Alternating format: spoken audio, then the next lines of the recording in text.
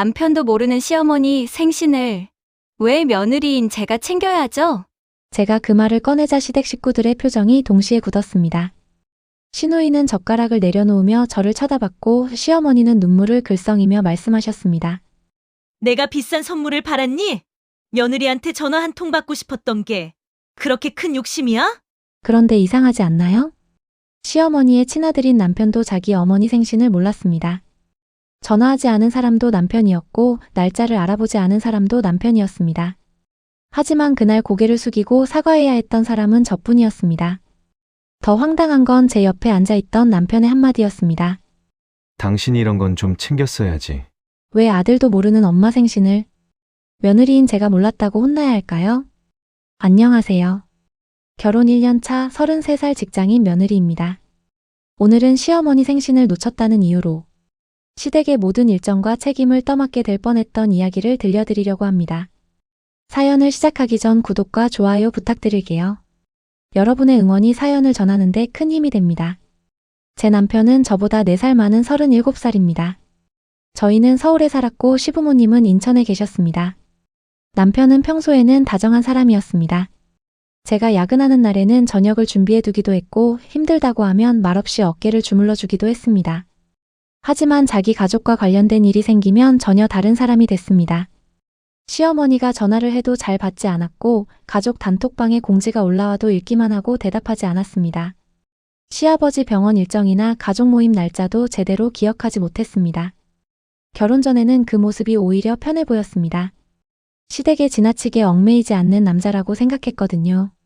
하지만 결혼하고 나니 남편이 놓친 모든 일이 제 쪽으로 넘어오기 시작했습니다. 처음에는 사소한 일이었습니다. 시어머니는 남편이 전화를 받지 않으면 제게 연락하셨습니다. 수진아, 민석이가 전화를 안 받네. 퇴근하면 전화하라고 전해줘. 저는 별 생각 없이 알겠다고 했습니다. 또 다른 날에는 이런 문자도 왔습니다. 이번 주 일요일에 가족끼리 밥 먹기로 했다. 민석이 시간 되는지 내가 확인해봐라. 저는 남편에게 물었습니다. 오빠, 일요일에 가족 식사 있대. 갈 수 있어? 남편은 휴대폰만 보며 대답했습니다. 당신은 가고 싶어? 내가 가고 싶은 게 중요한 게 아니라 오빠네 가족 모임이잖아.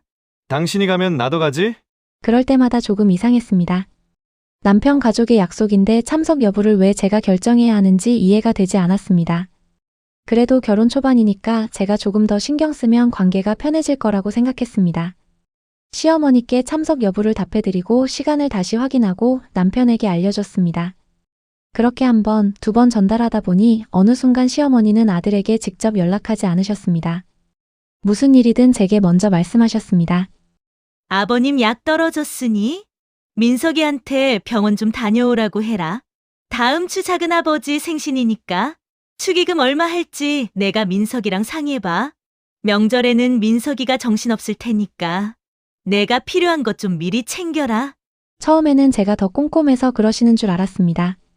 하지만 시간이 지날수록 저는 며느리가 아니라 남편의 연락 담당자가 되어갔습니다. 그 사실을 처음 제대로 느낀 건 시누이 아들의 돌잔치 때였습니다. 시누이는 남편보다 2살 어린 35살이었고 결혼 후에도 친정일이라면 늘 오빠인 남편을 먼저 찾았습니다. 어느 날 시어머니가 제게 전화하셨습니다. 다음 달에 지혜 아들 돌잔치 있는 거 알지? 네, 날짜는 들었어요. 민석이한테 선물 넉넉히 준비하라고 해. 하나뿐인 조카잖아. 저는 남편에게 물었습니다. 오빠, 조카 돌잔치 선물 어떻게 할 거야? 남편은 잠깐 생각하더니 말했습니다. 당신이 적당히 알아봐. 내 조카가 아니라 오빠 조카잖아. 부부인데 뭘 그렇게 따져. 당신이 선물 같은 거 더 잘 고르잖아. 결국 제가 시누이에게 필요한 것이 있는지 물었습니다. 시누이는 곧바로 120만 원이 넘는 유모차 링크를 보내왔습니다. 새언니, 오빠가 하나뿐인 조카니까 이 정도는 해줄 수 있죠? 저는 가격을 보고 놀랐습니다. 그때 저희는 전세 대출을 갚느라 생활비를 아끼고 있었습니다. 보지 않고 말했습니다. 그냥 사줘. 오빠는 알아본 것도 없고 주문도 내가 하고 결제도 내가 해야 해? 당신이 인터넷 주문 잘하잖아. 결국 제가 유모차를 주문했습니다. 돌잔치 날 시누이는 사람들 앞에서 남편에게 말했습니다. 오빠, 유모차 고마워. 남편은 멋쩍게 웃으며 대답했습니다. 수진이가 골랐어. 그러자 신우이가 웃으며 말했습니다. 새언니가 센스 있네요. 앞으로 우리 가족 기념일은 새언니가 알아서 챙기면 되겠다. 농담처럼 들렸지만 저는 웃을 수 없었습니다. 제가 한 일은 남편이 함께한 일이 되고 남편이 하지 않은 일은 제가 채워야 하는 일이 되어가고 있었습니다. 얼마 뒤에는 더 황당한 일이 생겼습니다. 시아버지께서 건강검진 후 재검을 받으셔야 했습니다. 시어머니는 병원 예약 문자를 캡처해 제게 보내셨습니다. 다음 주 목요일 오전 10시다? 민석이한테 휴가 내라고 해라. 저는 남편에게 바로 보여줬습니다. 오빠, 아버님 재검 날짜래. 다음 주 목요일 오전 10시. 알았어. 회사에 말해볼게. 저는 남편이 알아서 할 거라고 생각했습니다. 그런데 검사 전날 밤 시어머니에게 전화가 왔습니다. 내일 몇 시에 출발할 거니? 제가요? 아버님 병원 가는 날이잖아. 저는 남편을 바라봤습니다. 남편은 그제야 이마를 치며 말했습니다. 아, 맞다. 나 휴가 신청 안 했어. 하필 그날은 중요한 외부 미팅이 있어. 남편이 빠질 수 없었습니다. 제가 시어머니께 설명드렸습니다.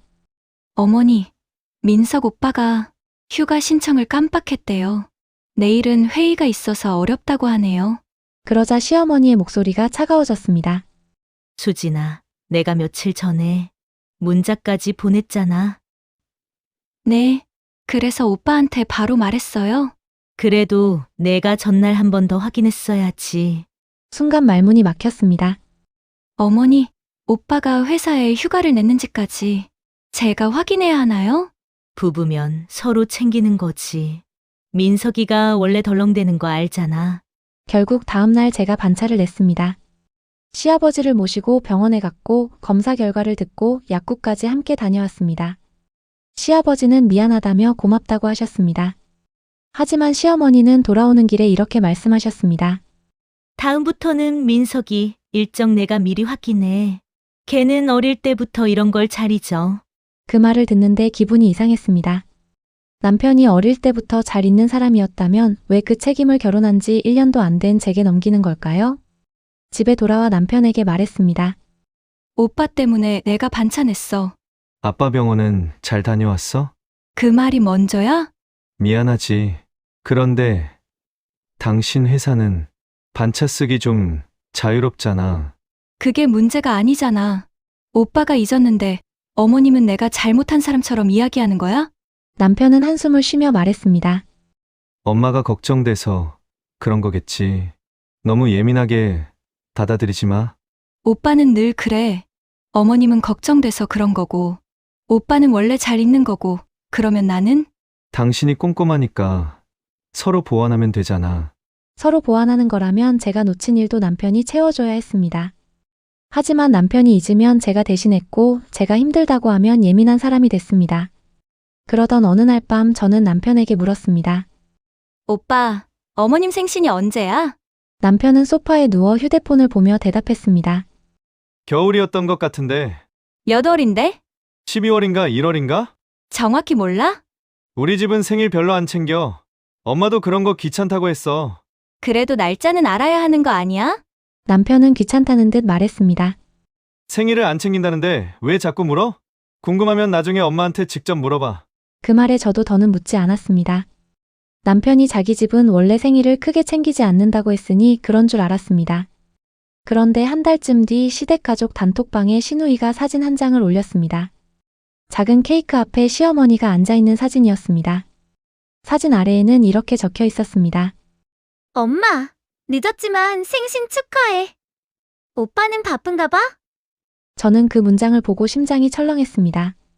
시어머니 생신이 사흘 전에 지나갔다는 사실을 그제야 알았습니다. 남편에게 바로 물었습니다. 오빠, 어머님 생신 지났대. 남편은 단톡방을 확인하더니 눈을 크게 떴습니다. 진짜네. 오빠 날짜 몰랐어? 몰랐지. 엄마가 말도 안 했잖아. 그런데 몇 분 뒤 시어머니에게 전화가 왔습니다. 남편에게 온 전화가 아니었습니다. 제 휴대폰으로 걸려온 전화였습니다. 수진아, 평소보다 목소리가 가라앉아 있었습니다. 네. 어머니? 너희는 많이 바빴니? 어머니, 죄송해요. 제가 생신 날짜를 몰랐어요. 민석이야, 원래 그런 걸 못 챙긴다지만 너까지 모를 줄은 몰랐다.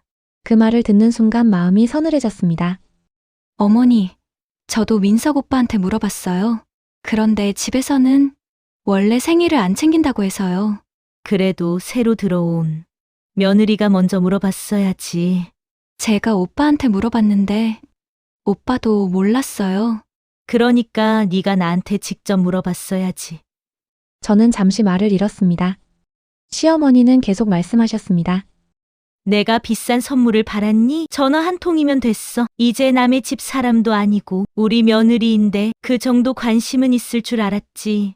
전화를 끊은 뒤에도 우리 며느리라는 말이 계속 머릿속에 남았습니다. 며느리가 되면 시어머니 생신을 물어서라도 알아내야 하는 걸까요? 그렇다면 아들은 왜 몰라도 되는 걸까요? 며칠 후 늦게라도 생신 식사를 하기로 했습니다. 저는 이번만큼은 남편에게 준비를 맡기고 싶었습니다. 오빠, 어머님 생신 식사 장소 알아봐. 당신이 하면 안 돼. 오빠, 어머니 생신이잖아. 당신이 식당 더 잘 찾잖아. 이번에는 오빠가 해. 남편은 대충 알겠다고 했지만 식사 전날까지 아무것도 하지 않았습니다. 결국 시어머니가 제게 전화하셨습니다. 내일 어디로 가기로 했니? 민석 오빠가 알아보고 있어요. 그러자 시어머니는 당황한 듯 말씀하셨습니다. 민석이한테 맡겼어? 걔가 그런 걸 어떻게 하니? 그 말이었습니다. 아들은 못하니까 며느리가 해야 한다는 뜻이었습니다. 결국 제가 식당을 예약했습니다. 선물만큼은 남편이 준비하라고 했지만 당일까지 아무것도 사지 않았습니다. 식당으로 가는 차 안에서 남편이 제게 물었습니다. 선물 샀어? 안 샀는데 진짜야?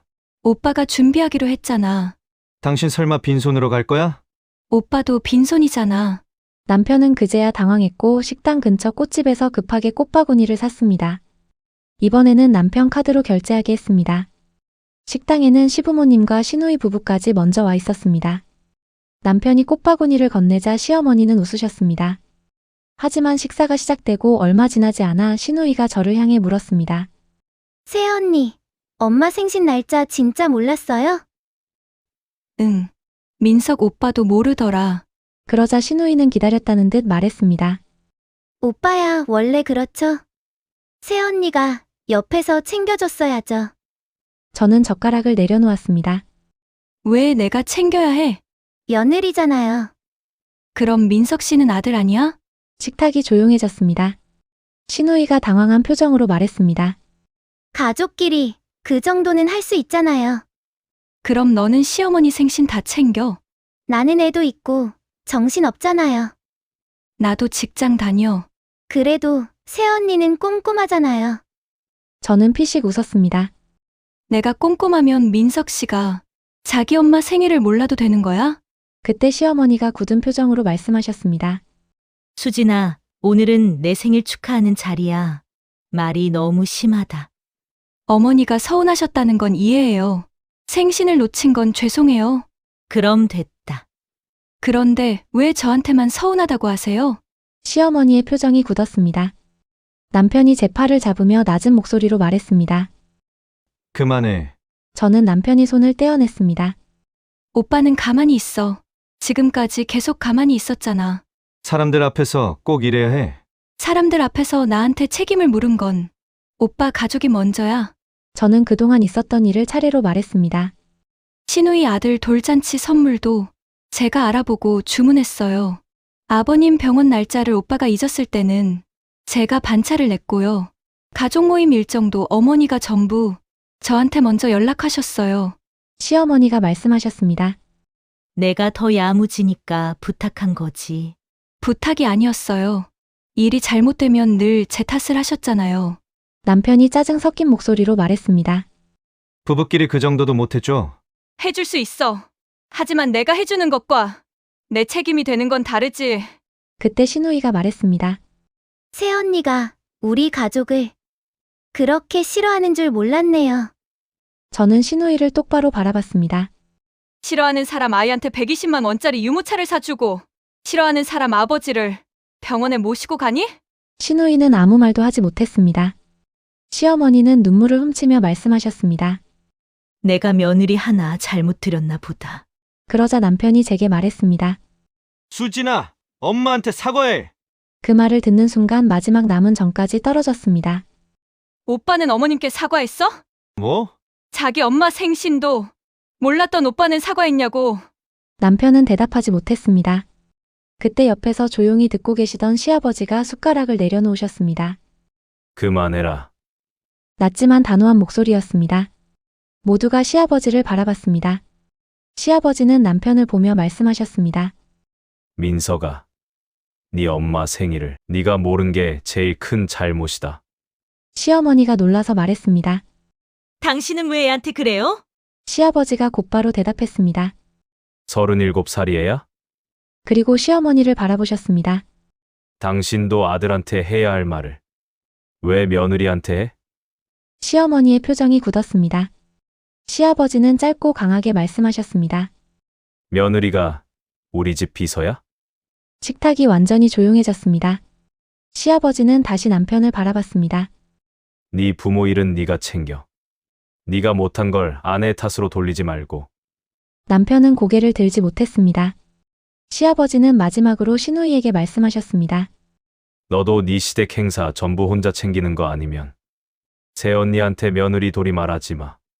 시누이도 입을 다물었습니다.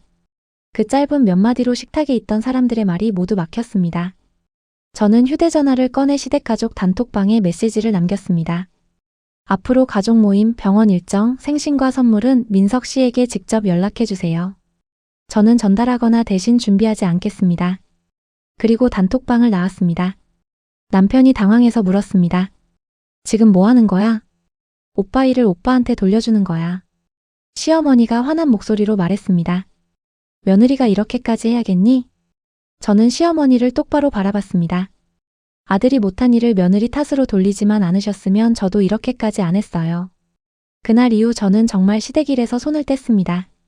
병원 예약도, 가족 모임도, 생신 선물도 남편이 직접 챙기게 했습니다. 시어머니가 제게 남편 일정을 물으면 똑같이 대답했습니다. 어머니, 민석 씨에게 직접 물어보세요. 한 달도 지나지 않아 남편이 지친 얼굴로 말했습니다. 당신이 예전처럼 좀 해주면 안 돼? 저는 남편을 바라보며 웃었습니다. 나도 그동안 했는데 오빠도 그 정도는 할 수 있잖아. 남편은 아무 말도 하지 못했습니다. 그제야 알았겠죠. 제가 그동안 해온 일이 별것 아닌 배려가 아니라 자신들이 너무 당연하게 누리던 희생이었다는 것을요. 여러분은 어떻게 생각하시나요? 남편도 몰랐던 시어머니 생신을 며느리가 물어서라도 챙겼어야 할까요? 여러분의 솔직한 생각을 댓글로 들려주세요. 오늘 사연이 속 시원하셨다면 구독과 좋아요 부탁드립니다.